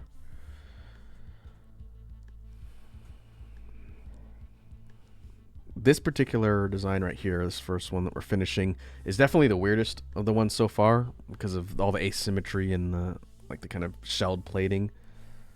But I think that's good since that is a design type that you'd find with this particular race of people.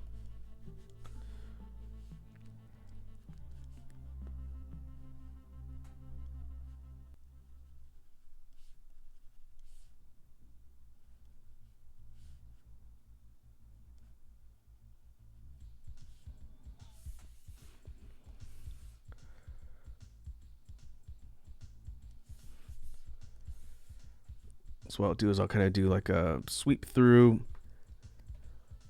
to clean up some of the details, but I think this one's more or less done.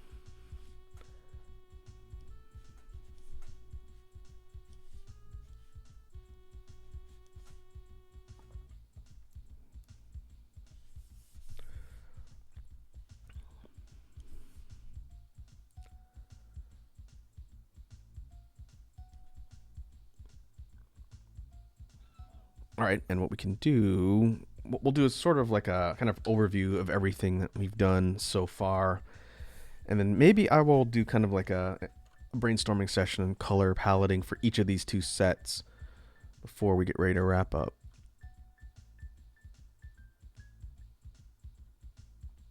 But first, let's move them so they're in view. You can actually see what we're working with.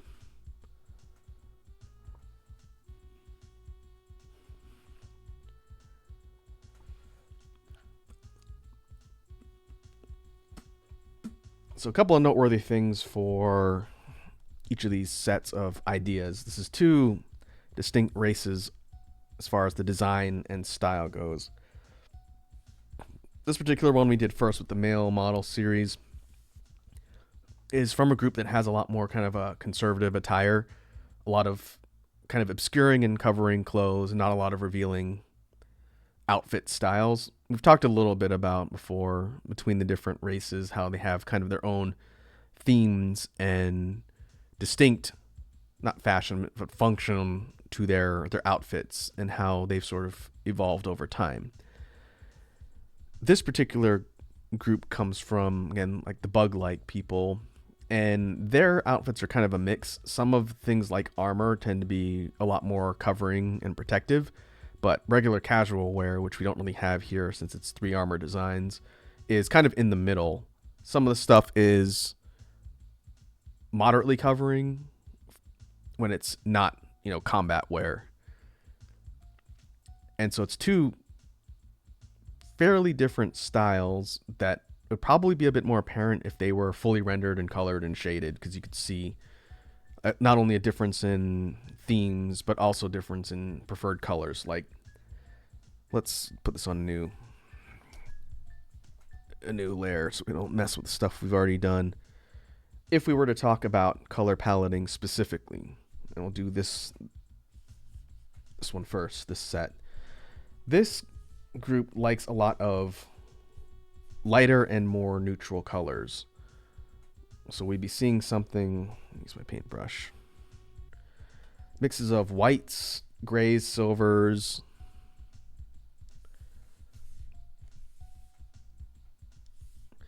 and for things that are metallic, probably a mix of kind of shinier silver and gold for adornments, decorations, accessories, and whatnot.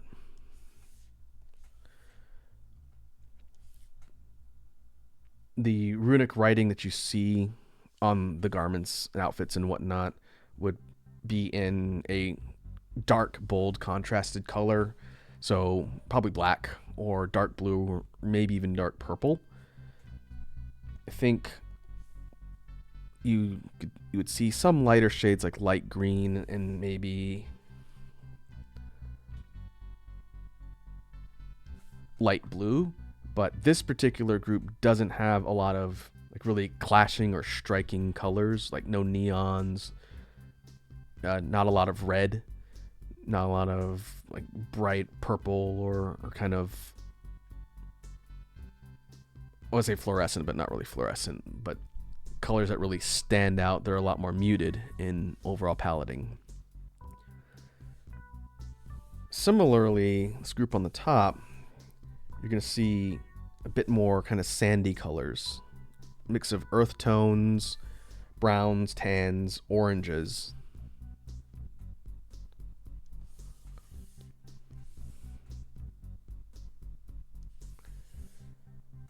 And for kind of the decorations and adornments or details, highlights, whenever you see like these crystal minerals that are set into clothing or armor, those are going to be kind of like a lighter, almost like a bright venomous color. So you'll see yellows, kind of bright greens. Blues, not really that common in this particular race's main color palette. Likewise, really striking colors like purple, also not common.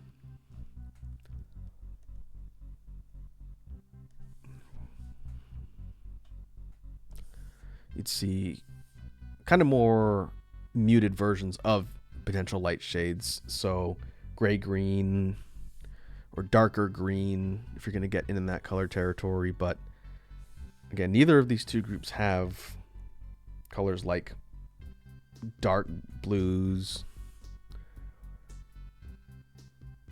purples, reds. I guess blue, red, purple-ish are not super common colors on either of these two races now that I think about it. That's by coincidence. I didn't do that on purpose. Next time I do this, I should probably think about doing concepts for a group that'll have wildly different color palettes. Like there's one race we've done some design costumes for that specifically their stuff is very kind of strong and vibrant colors.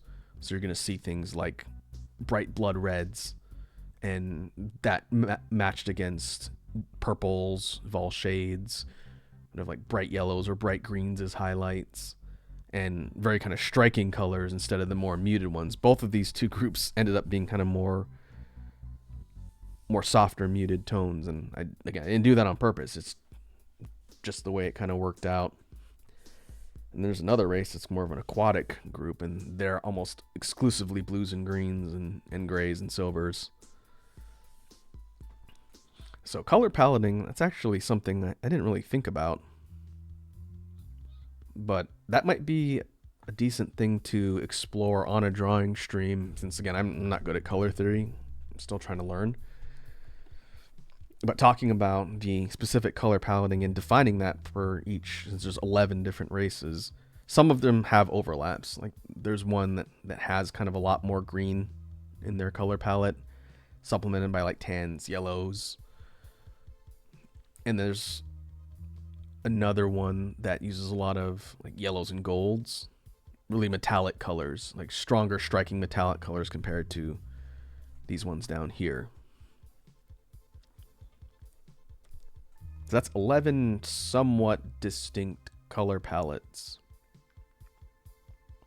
If I can find a good format for doing that, maybe I will make that a future topic of discussion, just to go through the motions of experimenting around and defining it so that I have maybe like a color guide, which I've never done in all the many years I've been working on all these concepts. I've never done a style guide for colors. I've done plenty of style guide stuff for outfits and things like physical attributes and whatnot, but I've never done it for colors.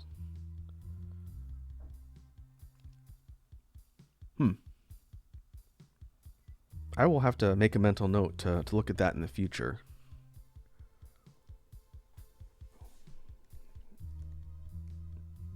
Maybe I can ask one of my artist peers who knows color theory a lot better than me to come on and lend me a second opinion as far as what makes sense. I don't know. If you folks think that would be interesting, I can look at that in the future. Because I know a lot of artists, but I don't know how many of them are color experts. We'll see. That sounds like it could be an interesting discussion for a future stream. But we'll go ahead and save here. I need to go run to the store and buy some food before things start getting crazy. Since it's the day before Thanksgiving. Let me see who is online. I have to do raids a bit differently now because my computer Twitch features are still broken as far as I know. I haven't tried it today. In fact, I know I can test it. If it won't let me update my stream description, then I know it won't let me. Oh. Well, let me update it. I guess we can see if it'll let me raid, and then if not, I'll just do it from my phone like I did last time. Let's see who's live that I know that we can potentially send some good chill vibes over.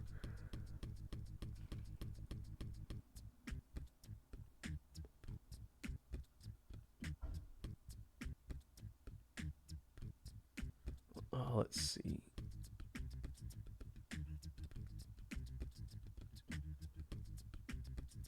I see Dat Blue is live.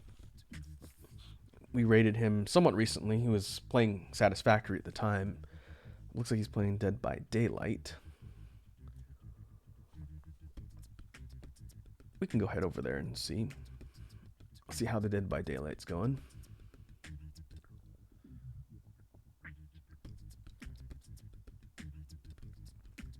Let me get that queued up. We'll see if it works, and if not, then what I'll do is I will jump over on my phone, and then I will use that to raid. Maybe everything is working fine today for the first time in a while. That'd be nice. So let me go ahead and pause BGM. We will go to outro.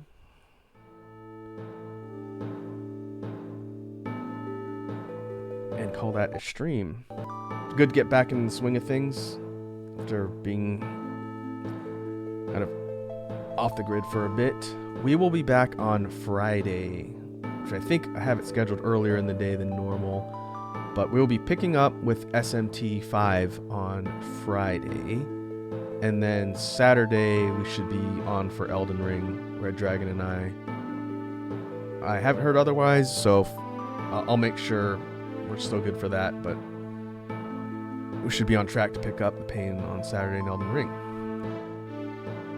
So, in the meantime, thanks again for hanging out and listening to me yap about drawing stuff. Hope everyone has a good rest of your evening or day. Now let's go see how Dat Blue's doing in Dead by Daylight.